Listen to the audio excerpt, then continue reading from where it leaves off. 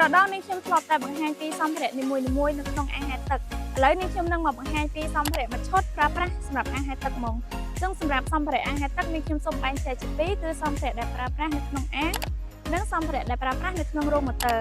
ចឹងសម្ភារៈដែលប្រើប្រាស់នៅក្នុងអាងមានដូចជា adjustable inlet ឬក៏យើងហៅថា wall return ដែលមានតួនាទីបញ្ចេញទឹកពីក្នុងប្រព័ន្ធធុងចម្រោះចូលទៅក្នុងអាងវិញ cover membrane ប្រើប្រាស់សម្រាប់បឺតទឹកពីបាតអាងចូលទៅក្នុងប្រព័ន្ធធុងចម្រោះដែលយើងបំពាក់វានៅបាតអាង vacuum បឺតសម្អាតឬក៏យើងហៅថា vacuum fitting ឬយើងហៅថាក្បាលបឺតសម្អាតប្រើប្រាស់សម្រាប់បឺតសម្អាតអាងហែលទឹកពេលដែលយើងប្រើឈុតសម្អាតហើយយើងបំពាក់វានៅជញ្ជាំងអាងសម្ភារៈបន្ទាប់គឺ eyeball សម្រាប់ eyeball មានតួនាទីបញ្ចេញទឹកពីប្រព័ន្ធធុងចម្រោះចូលទៅក្នុងអាងវិញហើយយើងបំពាក់វានៅជញ្ជាំងអាងសម្ភារៈបន្ទាប់ទៀតគឺពូលអាងហែលទឹកសម្រាប់ពូលអាងហែលទឹកវិញគឺយើងបំពាក់នៅជញ្ជាំងអាងអាចដាក់ត្រឹមកម្ពស់20ឬ30សង់ទីម៉ែត្រពីមាត់អាងអាស្រ័យទៅលើចំណង់ចិត្តរបស់អតិថិជនហើយសម្រាប់ជណ្ដើរអាងហែលទឹកវិញគឺយើងបំពាក់នៅមាត់អាងបែបនេះសម្រាប់អាង overflow ក្នុងការបំពាក់គ្រាលគឺយើងដាក់នៅជុំវិញអាងហែលទឹកអញ្ចឹងសម្ភារៈដែលប្រើប្រាស់នៅក្នុងអាងមានប៉ុណ្ណឹងហើយយើងនឹងទៅមើលសម្ភារៈដែលប្រើប្រាស់នៅក្នុងរោងម៉ូទ័រវិញសម្រាប់សម្ភារៈដែលប្រើប្រាស់នៅក្នុងរោងម៉ូទ័រវិញមានដូចជាធុងចម្រោះធុងចម្រោះនេះមានតួនាទីនៅក្នុងការច្រោះអាងហែលទឹកដើម្បីឲ្យ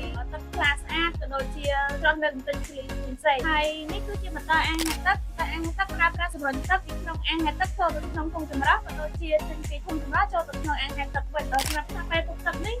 មានតួនាទីទុកទឹកដែលធ្វើឲ្យទឹកវាចេញពីក្នុងម៉ូទ័រអស់ហើយទុកនៅក្នុងម៉ូទ័រនៅសម្ភារៈប្រកបគឺម៉ាស៊ីនបំលែងខ្លម៉ាស៊ីនបំលែងខ្លនេះមានតួនាទីបំលែងខ្លធម្មជាតិនៅក្នុងអាងហែលទឹកប្រើប្រាស់ដែលសុវត្ថិភាពនៅក្នុងការប្រើប្រាស់ហើយនេះគឺជាដុំទុកភ្លើងធម្មតាអំពូលគឺយើងប្រើប្រាស់គូជាមួយនឹងដុំទុកភ្លើងការពារការបុកចរន្តភ្លើងផ្សេងៗហើយដុំទុកភ្លើងគឺយើងបំពាក់នៅក្នុងរោងម៉ូទ័រដូចគ្នាហើយសម្រាប់ប្រកបគឺទូភ្លើងនេះមានតួនាទីនៅក្នុងការបញ្ជាសម្ភារៈទាំងអស់បញ្ជាម៉ូទ័រម៉ាស៊ីនបំលែងខ្លក៏ដូចជាដុំទុកភ្លើងរបស់អំពូលផងដែរហើយសម្រាប់សម្ភារៈប្រកបគឺឈុតសម្អាតនេះគឺយើងប្រើប្រាស់នៅក្នុងអាងហែលទឹកតែប៉ុន្តែទូទៅគេទុកនៅក្នុងរោងម៉ូទ័រដើម្បីការពារសុវត្ថិភាពទៅសម្រាប់សម្ភារៈដែលប្រើប្រាស់ក្នុងអាងទឹកមានប៉ុណ្ណឹងមកសិនបងប្អូនមានចំណល់ទាក់ទងនឹងភេទអាងដែលត្រូវប្រើប្រាស់ឬចំនួននៃសម្ភារៈដែលបងប្អូនត្រូវបំពេញអាចទាក់ទងមកកាន់ Page 1A ឬលេខទូរស័ព្ទនៅក្នុងវីដេអូនេះបាយបាយ